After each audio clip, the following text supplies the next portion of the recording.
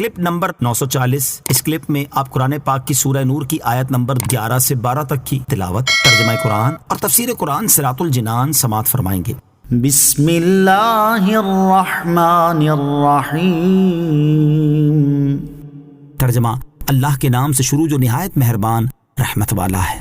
ان الذين جاءوا بالإفك عصبة منكم لا تحسبوه شرا لكم بل هو خير لكم لكل امرئ منهم ما اكتسب من الإثم والذي تولى كبره منهم له عذاب عظيم۔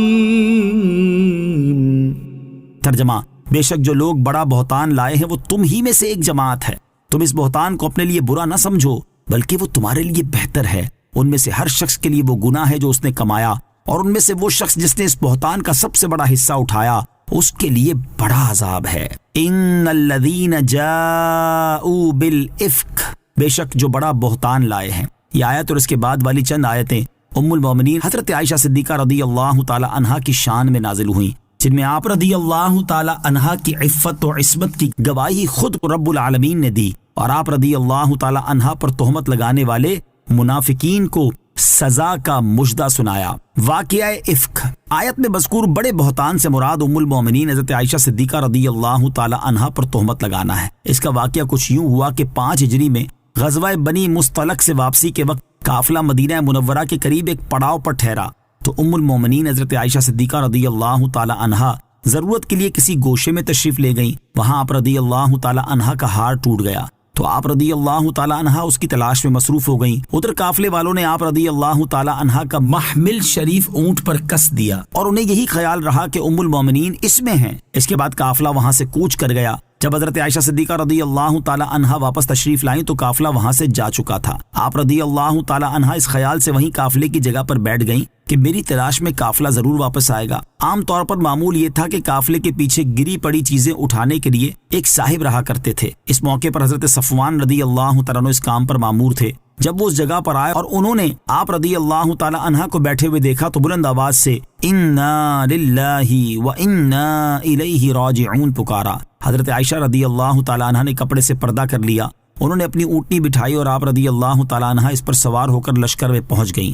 اس وقت سیاہ باطن منافقین نے غلط باتیں پھیلائیں اور آپ رضی اللہ تعالی عنہ کی شان میں بدگوئی شروع کر دی۔ بعض مسلمان بھی ان کے فریب میں آ گئے اور ان کی زبان سے بھی کوئی بیجا کلمہ سرزد ہوا۔ اسی دوران ام المومنین حضرت عائشہ صدیقہ رضی اللہ تعالی عنہ بیمار ہو گئیں اور 1 ماہ تک بیمار رہیں۔ بیماری کے عرصے میں انہیں اطلاع نہ ہوئی کہ ان کے بارے میں منافقین کیا کہہ رہے ہیں۔ ایک روز ام مستح رضی اللہ تعالی عنہ سے یہ خبر معلوم ہوئی۔ اس سے آپ رضی اللہ تعالی عنہ کا مرض اور بڑھ گیا اور اس صدمے میں اس طرح روئیں کہ آپ کے آنسو نہ تھمتے تھے اور نہ ایک لمحے کے لیے نیند آتی تھی۔ اس حال میں 2 عالم کے سردار علیہ الصلوۃ والسلام پر وحی نازل ہوئی اور حضرت ام المومنین رضی اللہ تعالی عنہا کی پاکی میں آیتیں اتری اور آپ رضی اللہ تعالی عنہا کا شرف و مرتبہ اللہ تعالیٰ نے اتنا بڑھایا کہ قرآن کریم کی بہت سی آیات میں آپ کی طہارت و فضیلت بیان فرمائی۔ اس دوران سید المرسلین صلی اللہ تعالی وسلم نے بھی حضرت عائشہ رضی اللہ تعالی عنہا کے لیے برسر ممبر خیر کے کلمات ارشاد فرمائے۔ چنانچہ فرمایا میں اپنے اہل کے متعلق سوائے خیر کے کچھ نہیں جانتا۔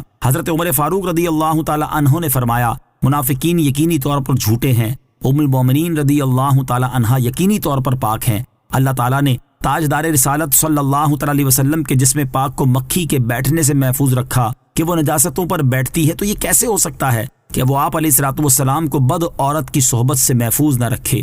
حضرت عثمان غنی رضی اللہ تعالیٰ عنہ نے بھی اس طرح آپ رضی اللہ تعالی عنہا کی طہارت بیان کی اور فرمایا کہ اللہ تعالیٰ نے آپ صلی اللہ تعالی وسلم کا سایہ زمین پر نہ پڑنے دیا تاکہ اس سایہ پر کسی کا قدم نہ پڑے، تو جو پروردگار عز و جل آپ صلی اللہ تعالی وسلم کے سائے کو محفوظ رکھتا ہے، کس طرح ہو سکتا ہے کہ وہ آپ صلی اللہ تعالی وسلم کے اہل کو محفوظ نہ فرمائے۔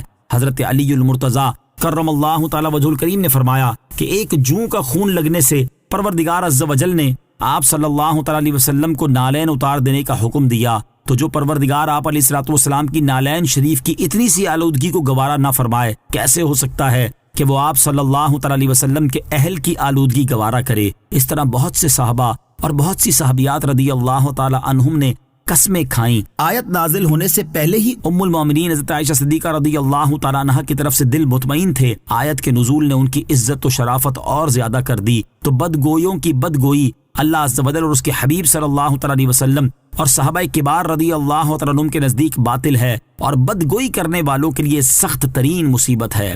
لا تحسبوہ شرا لکم، تم اس بہتان کو اپنے لیے برا نہ سمجھو، یعنی اے بہتان سے بچنے والو، تم اس بہتان کو اپنے لیے برا نہ سمجھو، بلکہ بہتان سے بچنا تمہارے لیے بہتر ہے کہ اللہ تبارک و تعالیٰ تمہیں اس پر جزا دے گا۔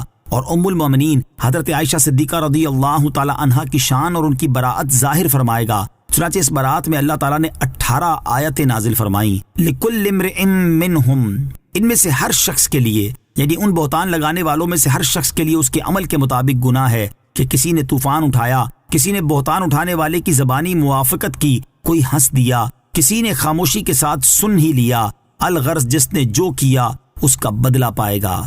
وَالَّذِي تَوَلَّى كِبْرَهُ مِنْهُمْ، ان میں سے وہ شخص جس نے اس کا سب سے بڑا حصہ اٹھایا، یعنی ان بہتان لگانے والوں میں سے وہ شخص جس نے اس بہتان کا سب سے بڑا حصہ اٹھایا کہ اپنے دل سے یہ طوفان گھڑا اور اس کو مشہور کرتا پھرا، اس کے لیے آخرت میں بڑا عذاب ہے۔ آیت میں جس کا ذکر ہے اس سے مراد عبداللہ بن ابی بن ابی سلول منافق ہے۔ لولا اذ سمعتموه ظن المؤمنون والمؤمنات بأنفسهم خيرا وقالوا هذا إفك مبين۔ ترجمہ، ایسا کیوں نہ ہوا کہ جب تم نے یہ بہتان سنا تو مسلمان مرد اور مسلمان عورتیں اپنے لوگوں پر نیک گمان کرتے اور کہتے یہ کھلا بہتان ہے۔ لولا، ایسا کیوں نہ ہوا۔ اس آیت میں اللہ تعالیٰ نے مسلمانوں کو ادب سکھاتے ہوئے ارشاد فرمایا، ایسا کیوں نہ ہوا کہ جب تم نے یہ بہتان سنا تو مسلمان مرد اور مسلمان عورتیں اپنے لوگوں پر نیک گمان کرتے، کیونکہ مسلمان کو یہی حکم ہے کہ وہ مسلمان کے ساتھ نیک گمان کرے کہ بدگمانی ممنوع ہے۔ نیز لوگ سن کر کہتے کہ یہ کھلا بہتان ہے، بالکل جھوٹ ہے اور بے حقیقت ہے۔ صدر الافاضل مفتی نعیم الدین مراد آبادی رحمۃ اللہ تعالی فرماتے ہیں، بعض گمراہ بے باک یہ کہہ گزرتے ہیں کہ سید عالم علیہ الصلوۃ والسلام کو معاذ اللہ اس معاملے میں بدگمانی ہو گئی تھی، تو مفتری کذاب یعنی جھوٹا بہتان لگانے والے ہیں، اور شان رسالت میں ایسا کلمہ کہتے ہیں جو مومنین کے حق میں بھی لائق نہیں۔ اللہ تعالیٰ مومنین سے فرماتا ہے کہ تم نے نیک گمان کیوں نہ کیا، تو کیسے ممکن تھا کہ رسول کریم علیہ الصلوۃ والسلام بدگمانی کرتے، اور حضور علیہ الصلوۃ والسلام کی نسبت بدگمانی کا لفظ کہنا بڑی سیاہ باطنی ہے، خاص کر ایسی حالت میں جبکہ بخاری شریف کی حدیث میں ہے کہ حضور اکرم علیہ الصلوۃ والسلام نے بقسم فرمایا کہ میں جانتا ہوں کہ میرے اہل پاک ہیں۔ اس سے معلوم ہوا کہ مسلمان پر بدگمانی کرنا ناجائز ہے، اور جب کسی نیک شخص پر تہمت لگائی جائے تو بغیر ثبوت مسلمان کو اس کی موافقت اور تصدیق کرنا